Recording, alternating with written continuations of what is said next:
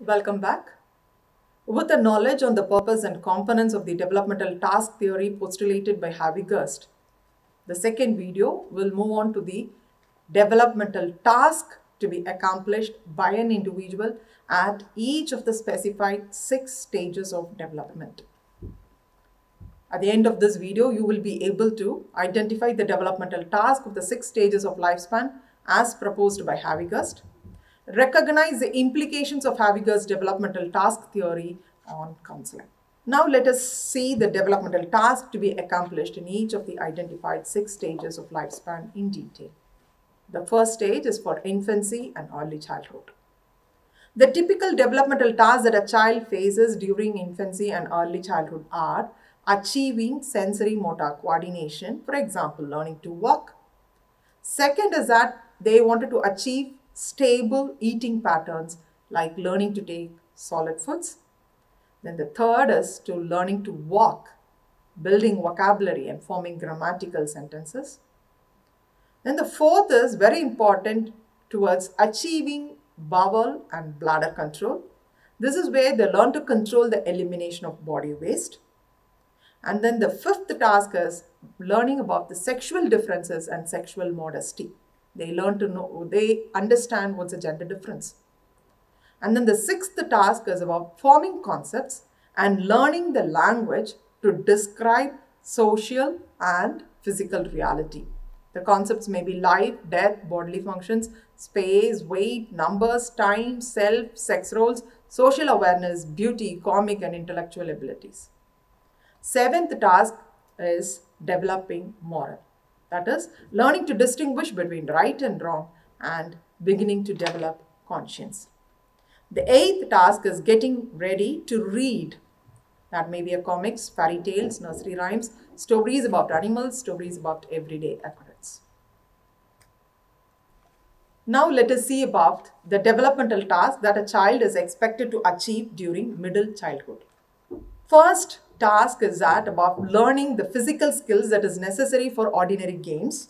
For example, catching balls, riding a bicycle, skating, swimming, etc. Second task is about the developing self-concept. How to build a wholesome attitude towards oneself as a growing individual. That in other words, we call it as a search for identity. The third task is learning to get along with age mates. That is regarding the social groupings.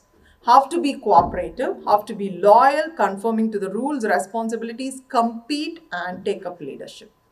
The fourth task is about developing gender appropriate roles, that is to take up masculine or feminine social roles. The fifth task is developing fundamental skills. The fundamental skills may be on reading, writing and calculating, what we call it as 3 R's. The sixth is developing concepts necessary for everyday life. Again, the concept of life, death, life after death, bodily functions, space, numbers, casualty, money, time, self, sex roles, social roles, beauty and the comic and abilities. Seventh task is developing moral codes. That is developing a conscience, a sense of morality and a scale of values. Eighth task for middle childhood is developing attitudes towards social groups and institutions. The institutions may be within a school or a religion community or socioeconomic status. And ninth task is achieving autonomy, what we call it as personal independence.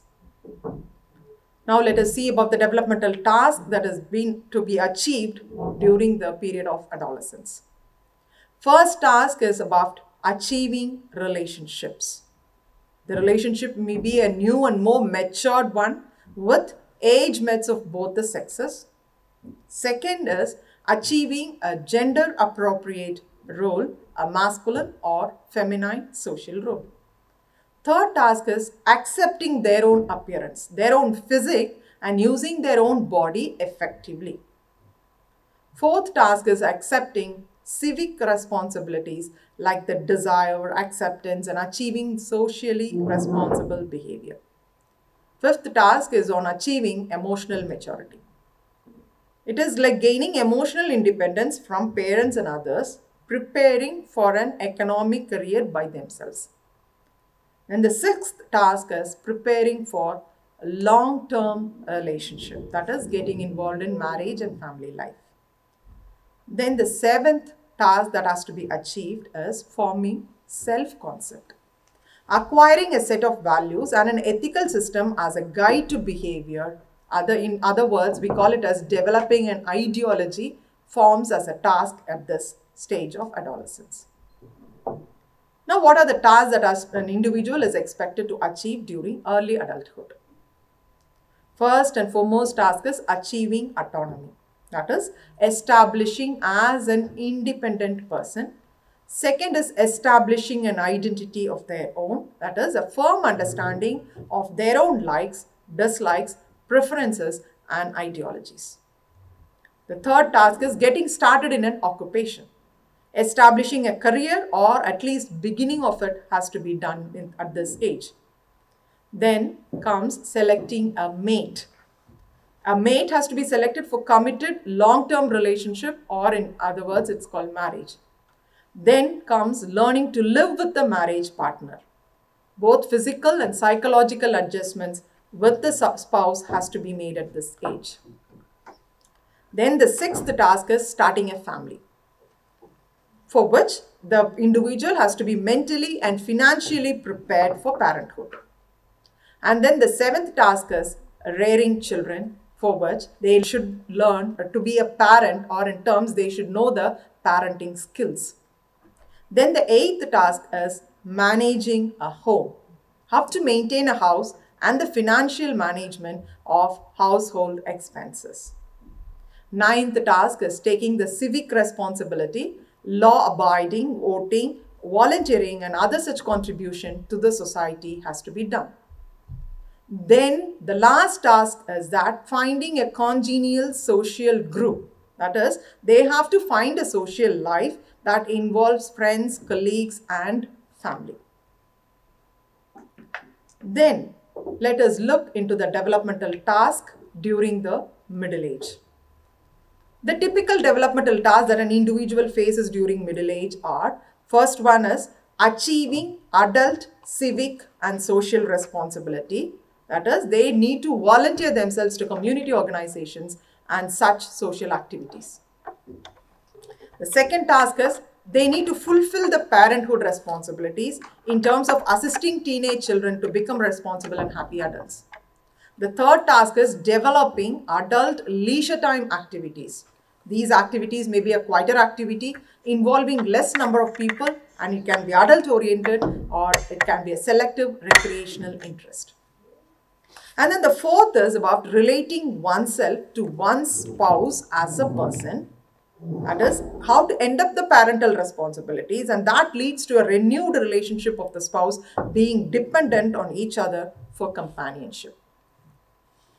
The fifth task is accepting and adjusting to the physiological changes of middle age. That may be in the changes in the appearance, sensory abilities, physiological functioning, health, sexual functioning.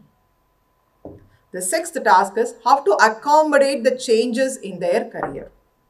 It's like reaching and maintaining satisfactory performance in one's occupational career need to be done. Seventh task is adjusting to the aging parents. This becomes a role reversal for the people. Now let us see about the developmental tasks that an individual is expected to achieve during later maturity. The first one is adjustment to physical health. It is in terms of adjusting to decreasing sensory functioning, motor ability, sexual functioning, and physical strength. And second is they have to get adjusted to the vocation and the finance. It is like adjusting to their retirement and reduced income. Then the third task is that they have to adjust to the changes in family life, which may include the changes in relationship pattern with spouse, or death of a spouse, dependency on offspring or grandchildren. The fourth task is establishing social life. It's in terms of establishing an explicit affiliation with members of one's age group. Fifth task is adjustment in living arrangements. Establishing satisfactory physical living arrangement comes inside. And then the last task is adjustment to civic responsibilities. How well they get adapted to the social rules flexibly gets accounted. In the process of explaining the developmental task specific to the specified 6 stages, Haviger spoke about the concept of teachable moment. Teachable moment in a literal sense is a right time to teach. In psychology, a teachable moment is when the body is ready and the society expects and the self is motivated to accomplish a task.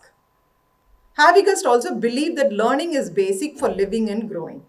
So he recommends the educators to introduce the students to the crucial task at this teachable moment.